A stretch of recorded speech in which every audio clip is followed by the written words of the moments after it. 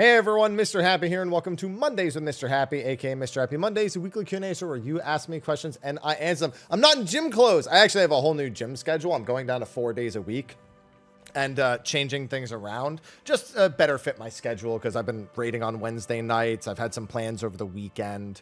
And it's given me a little bit more time to do some video work, which I've been falling behind on as I've been trying to do some more work-life balance related stuff in the first place. So consider it a step forward. But it means that on Sundays, unless I just feel like wearing gym clothes, I'll probably be wearing this for the foreseeable future. I was doing my platinums for Final Fantasy. I'm going through all of them eventually over the next however long to get all the platinums on PlayStation that I can. And I'm wearing the shirts as I do it, especially for the early games, which I can largely get done with in a day. I see Aloha acting a certain way, which means he's probably going to throw up. So update on Aloha. And I actually already read the comments. Like, I've already checked everything, so I have an idea of everything for this week because I actually have to make this kind of a quicker episode.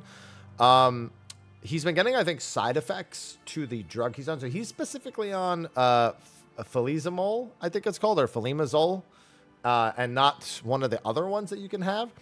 And he was largely just this, like, similar-ish, and he was starting to eat a little bit more, but the past few days have not been good. He's been vomiting a little bit more. He's had uncontrollable diarrhea a little bit more. So I've had to be tending to him. As I was trying to get to work on like verses and stuff, I've had to tend to him. I just literally spent 30 minutes before this wiping his ass and trimming his butt hairs to make it so it won't be as bad. So that's the kind of life I've been living for the past week or so. I'm glad I managed to get caster verses out, and tank verses is already underway. So please look forward to that. I didn't get the Visions of Mana video done, largely because I've been spending the time with him, and also for some other reasons. I had a piece of bread, and there's like a grain in my mouth. There it goes. So yeah, that's the update on that. I already saw some people said that same deal. Their cat, they took a pill and they got violently ill. I'm kind of in that phase with him, but he does have a vet visit on Wednesday to check his T4 levels. So I'm going to bring up the fact that he's had those symptoms when I go.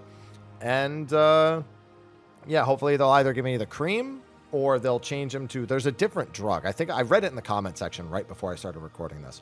But yeah, that's the update on Aloha. And if anything changes, I'll be sure to mention it here in the weekly Q&As. It does affect my ability to work throughout the week when he's having a, a good or bad week as a whole.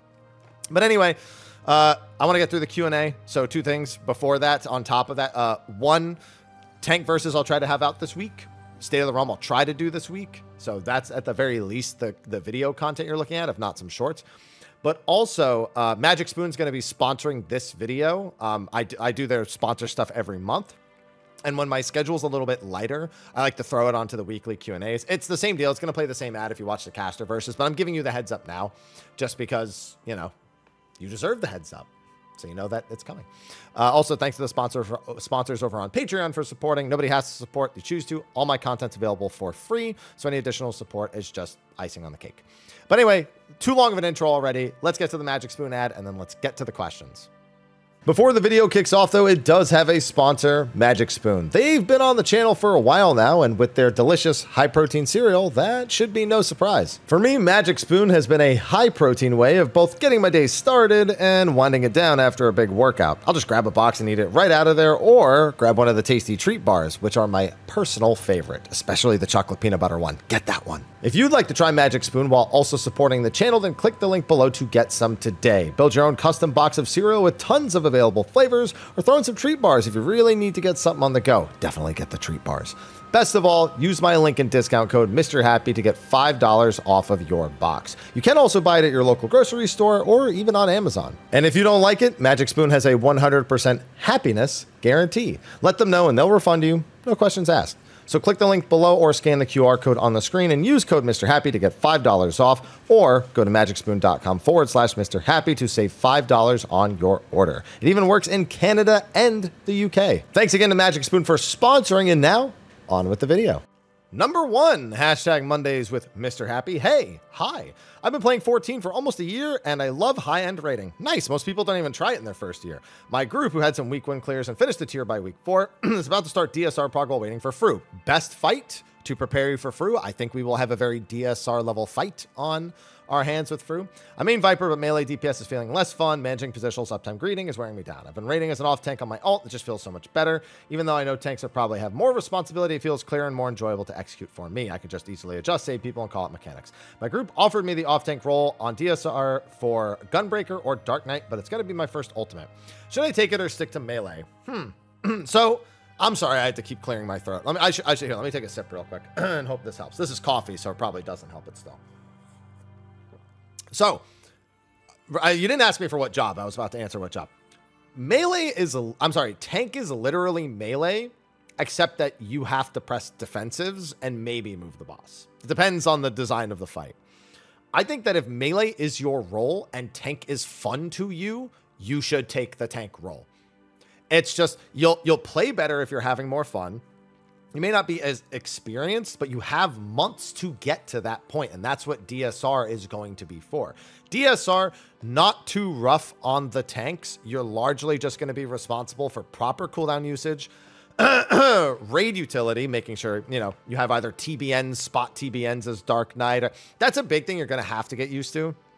And I would recommend practicing this as soon as possible. Spot mit on individual players for big raid wides. So even if something is a raid wide and it hits everyone and you're like, oh, okay, I have like, you know, a Dark Missionary or Heart of Light in the case of the two that you've named, you should still be taking any of your individual cooldowns and putting them on people as long as you won't need them. So like if, oh, this big raid wide's coming up, let me throw a TBN on the healer and an oblation on the other healer and an oblation on our caster DPS because they have less health. They might be more at risk. Stuff like that I would recommend practicing, but that's really going to be your big difference going from melee to tank. And I think if you think tank is fun and you already play melee, you already understand what's important about the bosses. You know what you need as a melee player as a tank, so I think you're at a huge advantage. And I think you'll definitely find that you made the right choice going for off tank. As for which tank I recommend, those are two fairly busy ones. I think Gunbreaker's the better tank by far, and it is a lot like a melee DPS. It just has some finicky bits that you might have trouble getting used to. I would say Gunbreaker between those two, because like Dark Knight, it's fine. It's pretty easy to learn, but I think you'll wish you were Gunbreaker at some point. So I'd say, honestly, maybe swap between the two while you're practicing DSR and see which one feels better. But Gunbreaker would be my, like, just meta pick recommendation. Hashtag Mr. Happy Mondays. Hello, hi, good morning, afternoon, evening, surplus of greetings in case anyone forgets. I didn't check to see if anyone forgot when I read ahead this week. Hope you and the cats are doing well. Gave you the update on that, but thank you all the same. I have a question about tank mitts and Savage. I'm not a tank main. 2 tank questions already, funnily enough. Hello, Ivy. So I've been taking for years on and off, and I'm confident with my cooldown cycling for dungeons and trials. I hardly ever done Savage, but have occasionally stepped in. I'm interested in trying this tier out in earnest. I know exactly what to tell you already. I'd like to get a handle on how and when to use mitts effectively. I'm never letting my oath gauge overcap and using Holy Sheltron in the absence of having cover. It's a good start to covering auto attack damage. I'm still using Reprisal, Veil, and Passage of Arm on raid wides. Yes. Big cooldowns where I have questions. Using Hallowed Guardian. So this tier is awful for practicing tank cooldown rotations. You're right in that you want to make sure that you actually have Sheltron for like long auto strings. And if you can have it for auto strings that are also affected by tank busters, that's even better. But what every tank is effectively doing this tier is they invuln one buster and then they kitchen sink the other. There are some concessions there, but all that means is you're going to use Hallowed Ground on something probably early on, probably a tank buster. And the next time you have a tank mechanic, there's a good chance you just Guardian Rampart and maybe even Holy Sheltron, and then the other tank will take over, and by the time you need those back, they're either back or Hallowed Ground is back. That's just how it's been. So this is a terrible tier for practicing proper tank cooldowns. I hate to have to say it, but like the only other thing you could possibly do is, if anything, forego Hallowed Ground if your group is okay with it. If it's like if you can like get them to agree, which is tough. The PF obviously wants you to use your tank invulns to ignore busters and swaps, and just try to do things like Guardian Sheltron, Rampart Bulwark Sheltron, and alternate between those. Like that's the only other real option you have, is generally a 40. Holy Sheltron should get paired with almost everything tank buster wise. But like Guardian and Holy Sheltron versus Rampart Bulwark, Holy Sheltron. Some fights you're going to be able to get extra value out of something like Passage of Arms, but it's not quite the same. Also, don't forget, if the other tank is eating a Tank Buster raw, make sure you intervention them, because that could be a big difference. And the other tank should also be responsible for giving you like a TBN or a Heart of Corundum or something like that. So those are just a few little bits that you want to practice, but this is just not a good tier to be practicing good cooldown rotation, because a lot of it is invuln kitchen sink, and then the tanks swap to make sure they can do that. Hashtag Mondays with Mr. Happy. Hello. Hi. Long days and pleasant nights, Mr. Happy. How you doing? I got to speed these up a little bit. Those first two took a while. I'm already at 10 minutes almost on my footage. How would you feel about the 24-man Savage being Shattering Stars? You have any fond memory of your trials? Shattering Stars? Is that the Dynamis Zarkabard S? Wait, Shattering Stars? No, it's Matt, isn't it? Yeah, no. If they do anything, if they're going to do a Final Fantasy 11 themed one and Shadow Lord is the final boss, I know some people think Dynamis Lord. Sure, you could go that route if you really wanted to. I think that's too confusing, but I would just want 24-man Shadow Lord. Like, yeah, they could include mechanics like, you know, Smash, Oblivion Smash, and Yin and Yang showing up. Maybe the other Beastman Kings because it's 24. But yeah, no, I would just want it to be Shadow Lord, and then Divine Might maybe later in the expansion. I think there's a lot of room for some cool stuff if they're 11 based, and I'm not 100% convinced they are yet. Hashtag Mondays with Mr. Happy. Hello and good morning. Hello and good morning to you too. Long-time watcher, first time writing in. Welcome. Have a bonus of a big fish of choice guaranteed catch. Whatever the hardest one is, just put it in my inventory. I've been spamming hunts for the 2000 DTA ranks. How long do we typically have 3 instances? Until 7.1. There's a chance they get rid of them in 7.08. I think there's a decent probability of that. But don't be surprised if they stick around all the way till 7.1. At which point, mind you, the MSQ coming out will normally dictate some zones having more than 1 instance. So you might still get a bonus instance here or there. It could just be in the city states. It could be in the maps. It depends on how the story is written. But that's possible. So keep that in mind.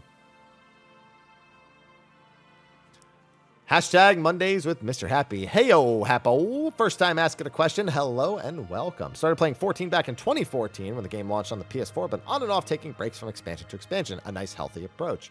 Still remember the Atma grind for the Relic back in A Realm Reborn. Do you think a step like this for the new Relic will be beneficial? Since I'm not a hardcore raider, the hardest content in the game I do is Extreme Trials. I'm really looking forward to Dawn Trail. I do not think the Atma grind in particular is specifically worth pursuing. However, with Bozia, we saw stuff that was very, very similar to it. And I think you can create objectives that function the same without feeling quite as demoralizing as Atma's did.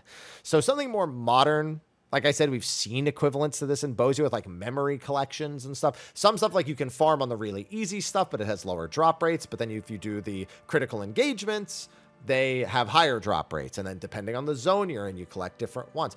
That was like a much healthier approach, and a lot of people still didn't even like that. So I don't know if we'll see something like that, because we don't even know if it's tied to the exploration content or if they will tie a step at all to it. I suspect they will, but until then, there's just speculation, and we've seen how some people react to it in the past. Hashtag Mr. Happy Mondays. Hello again. Sorry for a second question. Is there another question in this? I didn't even pay attention to like who's been asking each question. So maybe this is the first question I'm reading for you and it just says second question. I don't know. I was watching State of the Realm and you guys thinking about the patches. I might have missed it, but we were talking about some predictions. Did they do a roadmap in past expansions? In Endwalker, they did. And it was the only time they ever did it. Before Dawn Trail came out, they said they would do it and they haven't done it. So we did it for them. So we got it. Don't worry. Hashtag Mondays with Mr. Happy. Hello, Mr. Happy. Hi. Minor question that came into my head while I was thinking about Gold's Chloe certs and figured I'd shoot it your way. Not an expert, but I'll see what I can do. Generally, you trade the armor for the gold cert for Gil at the beginning of the next raid tier. Armor from the gold cert for Gil. For upwards of 20 million. That's the going price. I assume this happens through a trade. So do you hand over the armor and then wait for the other person to trade you the Gil? 1 million at a time. There are 2 ways to do it. So if you're making a trade with them and you are not in a free company, it is not uncommon for people to drop 20 million gil in the free company chest, invite you to the guild or invite you to the free company, allow you to withdraw it after you've traded them the gear. Now, keep in mind, it sounds scary. No matter what, you're either relying on the other person to do 20 trades, or you're relying on the other person to trust you with their FC permissions or just enough FC permissions to pay you. But keep in mind, anyone who is that competitive about endgame raids will not screw over a gold cert user. So if you get a buyer, find out if they actually have a history of raiding. Make sure they do, because if they do, they will not risk essentially being alienated by raid groups in order to screw people over. But yeah, you're either going to be trading 20 times or you're going to be joining an FC and taking 20 million gil out of the FC chest. Hashtag Mondays with Mr. Happy. Hello, hi, and howdy. It seems likely at this point that the Dawn Trail patch schedule will be fairly similar to Endwalkers. Should be able to reasonably predict when 7.1.5... I just did this for State of the Realm, actually. What about next expansion? You're looking at the same general... Like, you're looking at probably a December release for 8.0, and then the schedule. And then a summer release for 9.0, and then the schedule. That is what you're looking at. They would definitely prefer to do summer releases. What I don't think they'll do, and I think that's what your fear is here, is that they would wait. Yeah, you said, yeah. Would they go to summer 2027? I doubt it. They know that's like commercial suicide to wait another 6 months just to time it differently. Yeah, no. They'll stick to this new 2.5-year-ish schedule unless they have some sort of grand scheme to maybe give us a 7.6. It's possible. Maybe that's why the roadmap didn't come out, because they weren't prepared to tell us about patch 7.6 yet. Think about it. Think about it. Maybe it's not going to happen. No, expect a 2.5-year schedule. Hashtag Mondays with Mr. Happy's cats. Speaking of which, I see Ivy's having a fun time back there. Hi. For your weekend raids, do you run with the same people you've run with since day one, or do you do it with a different static each time? It depends. Not every static stays through. So, for example, A Realm Reborn, my FC stayed together for 2.0 through 2.3, and then I left that FC just because I didn't really agree with the way it was being run and the way things were being shifted around. I left it early in 2.4, actually. I just wasn't pleased with the group as we were going into Final Coil. Then I joined a different one, and then a lot of people from that guild got poached going into Gordius for a different free company. And then the free company group I raided with them from 3.0, but then in 3.2, I went through a life change, and I stepped away from raiding until 3.4, where I joined a casual group. 4.0, I didn't have a group at all, because the 3.4 group is a casual group just made to finish up Heavensward. So I PF'd and ran stuff with friends for 4.0. 4.1, I didn't have a group. I didn't have a group for UCOB. I didn't finish UCOB until close to 4.2's release, actually. Very, very close to 4.2's release. And then I joined a static that I would do 4.2, 4.3, and 4.4 with. Then that group, like, kind of mixed and matched and went a few different ways. 5.0, I didn't have a group. And then in 5.1, I joined a group for like 2 weeks that it imploded after like the first week, and I tried to tough it out for another. That was for T. And then 5.2 through 6.1, I had a group. And then 6.2, I had a group. 6.4, I had a group. I'm sorry, 6.2, I had a group. Then 6.3, I had a different group. Then 6.4, I had a different group. Because groups kept imploding because of just Abyssos being a problem, then top being soul draining, and then the last tier, Anabasios being the last tier, and groups just kind of going their separate way after. For 7.0, I'm playing with quite a few people I've been in statics with before. 7.0 and 7.1, we're sticking together, and we'll see about 7.2 and onward. It's just about what people in the individual group want.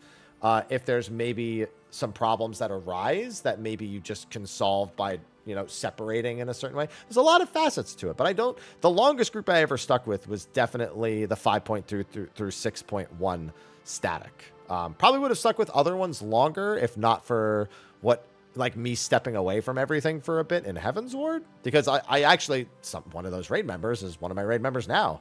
And then one of my raid members from my 5.2 static is one of my raid members now. And then a bunch of people from my 6.3 group are part of my static now. So you see, like, mixed and matched, and then, you know, found something that's been working for us. So it's been a good time. But it's really just, is the group staying together or not? I just show up to raid. I just show up to raid. I'm just like, what do you need from me? Are we done as a group? Okay. All right. Y'all have a good one. See you. A lot of the time, that's how it goes. Hashtag Mondays with Mr. Happy. Hi. Hello. Hi. New viewer here. Welcome. I know these questions from new raiders might be repetitive. Yeah, but I can't expect you to know them. That would be ridiculous of me. I've recently progged and beat my first Savage in Extreme. Grats. Whilst Euphoria has settled in, I've been wanting to progress further and communicating through joining a static NPF. Main goal after this tier is to try Uwu and eventually UCOB, though I like the improvements I've been getting. I feel as though I'm throwing myself way too early into this mindset that I can clear everything when there's so much I should be focusing on. Roughly how long in terms of experience and rating should you have before going into an ultimate? The moment you think this moment you've beat any Savage and you want to go into an ultimate. Literally the only thing that should ever stop you from going into content in Final Fantasy XIV is I wouldn't recommend leapfrogging. So like if you've never done Savage, I wouldn't recommend going into Ultimate, even if it is Uwu, which is basically Savage Plus in a lot of hardcore raiders mentality. Because you kind of want as close to a linear experience to educate yourself. And so you've basically done that. This isn't a game where there's like this massive checklist of, you know, brain gymnastics and, you know, specific gear set. No, you just need to want to do it and to have a group to do it or to find a group to do it. My only recommendation, again, is not to leapfrog over something and jump to the next difficulty. With Ultimate, that can be a little bit tricky because, for example, if you leapfrog to DSR first, that could be fine. Uwu is the logical starting point, but it wouldn't be the worst if you jump to DSR, but you may not be educated enough or experienced enough to understand how to do an ultimate of that caliber. So easing into it is still better. Going from like Uwu and UCOB to T, or even just starting in T and then going to DSR on top and stuff.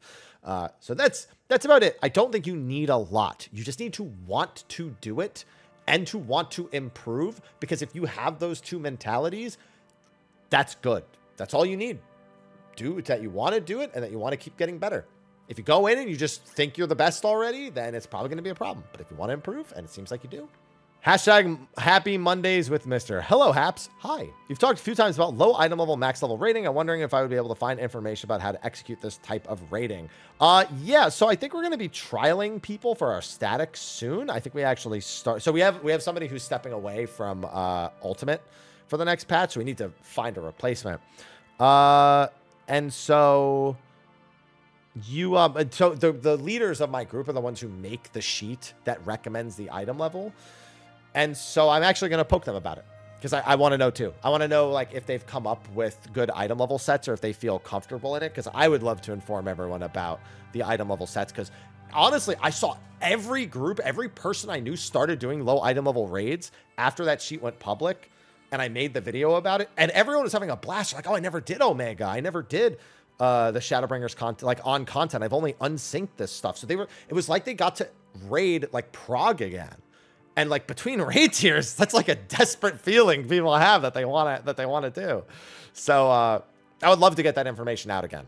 But it is very particular, the gear that you need to make it somewhat accurate. And even then the healing is normally a little bit on the lower side. So I'll see what I can do. I'll try to get back to you. I'll try to get back to the community on that and see if I can get that information soon. Hashtag Mondays with Mr. Happy. Hello, hi, and greetings for good measure. Nice. As someone who has been raiding in 14 since raiding was in its most experimental phase, how do you think the current tier compares with the raid tier? A lot of other players agree started too easy with 01 through 04. 01 is still way easier than anything we have. Like it's insane how much easier it is. 02 is very gimmicky. Having the duty action for the gravity is really the core mechanic, and as long as you know where to stand and you remember to press that button, everything is kind of not that big a deal. There's one mechanic there that's kind of troublesome for a second fight, but hey, this tier knows what it's like to have a troublesome second fight if you've been doing it in a party finder. Third fight, Halicarnass, is one of the best third fights we ever had. So I think that stands definitely above Brute Bomber in terms of pace, in terms of skill requirement. Big improvement. I think X-Death and Neo X-Death is the best door and the best door boss plus, you know, final boss equivalent we've ever had.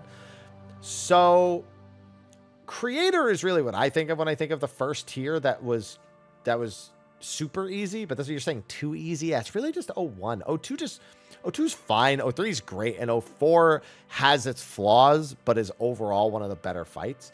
This really comes down to the second half of M4 not being good enough, and M3 maybe having too much downtime with its mechanics, where like the boss is just like, oh, hit me for 3-4% of my health while I drink this can or whatnot. There's too many breaks, you know. But other than that, the mechanics in it are fine. They're fun. And I enjoy doing that fight every week. But I'd say it's comparable, but maybe just it's on the easier side than that tier. The entirety of the tier is easier, whereas the first fight in 01 through 4 is still the easiest fight we've ever had.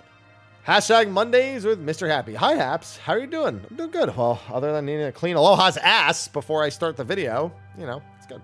With regard to recent WoW, I didn't know about WoW Twitter drama. I know, obviously, I know plenty about the 14 stuff. It's not drama. Drama's not the word. You shouldn't use that word with what's been going on. It's not accurate. Does the hardcore world first 14 rating scene treat women poorly? I mean, I think it speaks for itself if you've been paying attention to anything that's been going on social. Remember in A Realm Reborn, I had a pretty good mix of everyone in the groups that I was in. It wasn't really till Creator where it just kind of just stopped happening. And I'm not ever part of my group's recruitment process. I just show up to trial runs. So I was always just like, okay, this person, whoever it is, we've had a few different people, you know, asked to join or to trial or whatnot. And we've always just looked at their pedigree and gone. But I'd wonder sometimes if there's like things I don't know about leadership in the groups that I've been in. Definitely wondering about that now. But yeah, I mean, the whole internet treats women poorly. The whole world does. Like, it's just such a normal thing. I mean, you see it literally everywhere, and it's terrible. But please, I said this on Twitter, and I'm gonna say it here. Please don't use Final Fantasy 14 to prospect for partners. And just like, I get it if there's like a date. I think there's like a dating Discord even for like speed dating within 14. Go ahead, do that, because that's made for that. But like, don't go around like Limsalo Mincer or like recruitment for your raids and stuff, and like treat every person who you have an interest in as like a prospected partner. Like, don't do that. Come on now. That's just, God, it's been just ridiculous seeing some of the shit that I've seen on socials in the last few days. Just be normal. Just be normal. Like, I don't get it. Just be normal. None of us are normal, but you know what I mean. Hashtag Mondays with Mr. Happy. Hi, hello, Mr. Happy, happers. That was interesting. I like that. Ignoring all other players. My dream. No, just your own preference. What difficulty would you like better for a Savage tier? Difficult like P8S week 1 or relaxed? Really? Those are my only options? I can't like find a middle ground? Because like I look at Asfidelos as kind of like a pretty solid in-between, especially for a first tier. And you also are comparing a second tier to a first tier. When first tiers are naturally easier, this is a really easy one, but are naturally easier. Like that's just the way that's the way they've been built since Omega, which we were talking about earlier. So I wouldn't even compare those two, because you're just asking, do you like the week? Do you like the first raid tier difficulty or the second or third? I think we've had a pretty good average across third tiers for difficulty. And I think if you cut out certain fights, we've had pretty good overall balances, but even in second, like there's some fights like Tree and for some reason, 6 and 7 encounters are always like more hit or miss than any other encounters in the expansion. The third fight in the second tier and the second fight in the second tier are just, something always goes wrong, or more often than not goes wrong with those encounters than anything else throughout the expansion. So curious to see if we break that curse this expansion. But I would want something perfectly in between. I don't want my raid tier to take more than 2 or 3 days for Savage. I don't. There's no point unless you're gear gating it, or you've like come up with something like an insane puzzle that no one can, like one puzzle that no one can figure out, and that's gating people. I think that's fine, because once it's solved, everyone will have an easier time with it. So I don't mind struggling for a little bit longer on something like that. But if it's so poorly tuned that like most groups aren't getting it done in 2 to 3 days when they're competitive groups, that's often indicative that you've done something wrong. And even if it can still be beaten by, you know, exceptionally good groups, I don't think that's healthy when only the exceptionally good groups can get it done in those 2 to 3 days. I think you generally want about 30 clears. I'd say that at the most, you want 30 clears, which is what I think is my benchmark for like bouts by the 3rd day ending. So 10, obviously that averages to 10 clears a day. It doesn't work that way, but I think you generally want 30 groups to have cleared by the time Friday has come around. And then over the weekend, you'll get more and more, especially because more people have time. Groups that didn't do hardcore are going to start going in and picking up clears, and some of them are really good, just can't do the hours.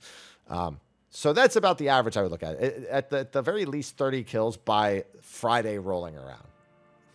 Hashtag Mondays with Mr. Happy. Hola! Hi! Why does the food buff duration timer not seem to align with the instance timer? I apply food at the start, 30-minute buff, 120-minute instance timer, which seems to fall off slightly earlier than 30 minutes have passed. More than 90 minutes left in the instance. That doesn't happen to me. I can understand if you had like...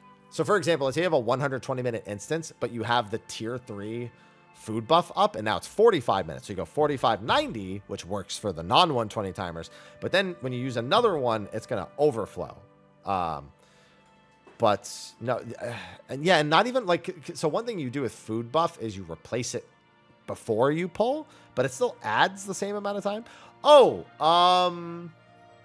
the instance timer does, I don't think it goes down while you're respawning. I know it doesn't go down when you're first spawning in, but I also think the instance timer doesn't go down when you're in the respawn bubble. I'd have to double check. I'm not in game right now, but I don't really pay attention to it, but I think that's right. So that might cause a disparity, especially if you're wiping a lot. Hashtag Mondays with Mr. Happy. Hey, Haps. Hi, and an extra hello just in case. Thank you. I know it's subjective, but do you have tip suggestions on reworking keybinds and UI layout? No, you need to just test. Just go in and just try things, and then try them for a day or two, and if you don't like it, then do something else. I mean, it's trial and error, and it's different for every single person. So I really can't make somebody have a good layout for themselves. When, if you look at my layout and you go, that's not for me, then I've already lost my ability to help you because those are customized for me. So, and then if they are good for you, then you can just look at what I'm doing and then just copy it. So, you know, it's really hard to do anything more valuable in that regard. Hashtag Mondays with Mr. Happy. Hello, Mr. Happy. Hello. Been looking out in some of your videos that you are warning players not to be on their high horse for clearing the first tier of Dawn Trail so easily or fast. I feel like the second tier will be a wake-up call for these players. Do you think the difficulty of the second tier will be on par with other tiers and filter a lot of players? It's not about filtering. It's about understanding exactly how much you need to improve. So if you think, oh, I beat this tier week 1, it's my first ever week 1 tier, think, like, don't just take that information in a bubble. Don't be like, I did this, and that's now how I expect things to go from now on.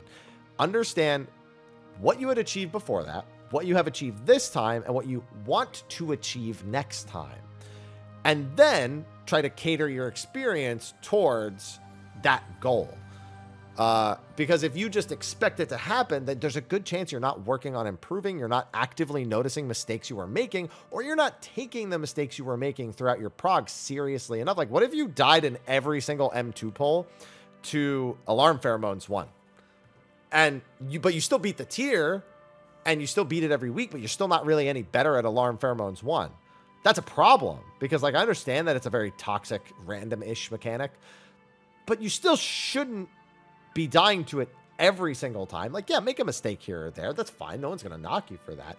But don't just be like, that's fine. But I guess Alarm Pheromones isn't even the greatest example, but you understand what I mean. Like, if you're not actively improving from this tier and your week to week is still kind of messy, then that's going to be a problem down the line. And it's not even, again, it's not about being a wake-up call, but it's about you understanding the dynamic of where your skill level actually stands in relation to the content you're doing. Don't just be like, I beat one savage, therefore I can beat all the savages exactly the same. To understand like what you accomplished specifically in this context. And don't let that make you think, oh, I'm ready for ultimate. Oh, I'm ready for the next tier. Like, you might be excited for them, but are you ready? That's not always a one-to-one. Oh, also, do you think we'll get a side story trial? We get the extreme trial for the Interfos in 7.1. So that's what we get. Hashtag Happy Mondays, Mr. Hey, Mr. Happy and Aloha. Hi, glad they are doing okay. As long as his bowels can hold together, I don't have to keep wiping his ass every few hours. Someone who only started doing them with Thornton, I've been missing Unreal Trials. Love them! Other than any and all of them, are there any bit of old synced mid-item level, no echo, high-end content fights? The only thing I would recommend is that low item level thing that I got asked about earlier. And that could be any and all fights still, but I specifically recommend that if you can find a group for it. The only other thing I recommend is when we find out what the new Unreal is, get a head start. Even if you have to unsync it, go in and participate a little bit. See the mechanics, see the pacing of the fight, and then maybe cross-reference that with some guides. Or if a few people want to do it synced to practice to get ready for Unreal, go right ahead. But yeah, no, I mean, you're right. Any and all is correct. I mean, not all. There are some I don't recommend doing. But yeah, no, the low item thing I was talking about earlier that I'm going to try to get a video out for as soon as I have the right information, that would be definitely my number one. All right, I'm going to lightning round what's left because there's not a whole lot. And I just looked at the time and I got to get schmovin'.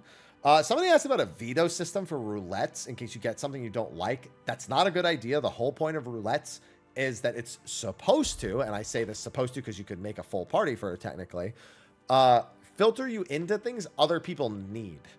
Like, that doesn't always work out that way. Sometimes it takes 4 people who just want the roulette and tosses them into whatever. And you don't want to have to create and just like, oh, well, if you're 4, like, then it allows, it's too many, then it's too many systems on top of each other. No, I don't think it's healthy for the game to be able to veto specific instances that you don't want to do. I think that's, it's too toxic. There's too many abuse cases, more so than there should be for pretty much anything. Somebody asked me, somebody said that Emmett says fabled cities of gold at the end of Endwalker. I don't remember it being plural, so I guess I don't really have much to say about that. But if it was, maybe, again, I don't really remember it being plural, so I don't, I'd have to go back and check. Do you think if Graha died, it would create a paradox? No, but they've already established that the way the time works in 14 is not, it can be a loop.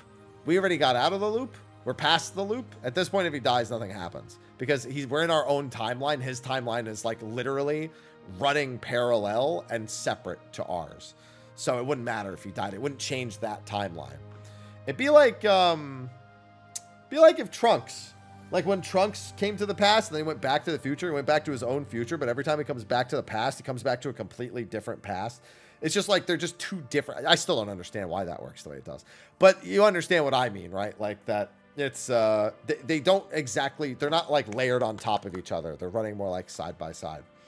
And then there was another one about photosensitivity, getting a photosensitive mode. I think if you bring it up, there's the possibility of a photosensitive mode. So I think that's a viable accessibility thing to bring up and maybe post on the forums. I don't see any problem with that. Somebody's saying the X beef with Brazil is more deep than that. I don't know, because all I saw was Brazilian users on Twitter just like saying goodbye, so I didn't even understand what was happening. I saw Gene Park was like, oh, follow me on Instagram, follow me on this if you're from Brazil. But yeah, that was all I saw, so my bad if that's the case. And then there was something else I feel like I skipped over.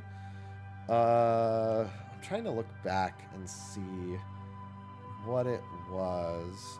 To know it's a toxic thing to host your own C4-1. Yeah, I mean, it's one thing to be like going for clear, tired of PFs.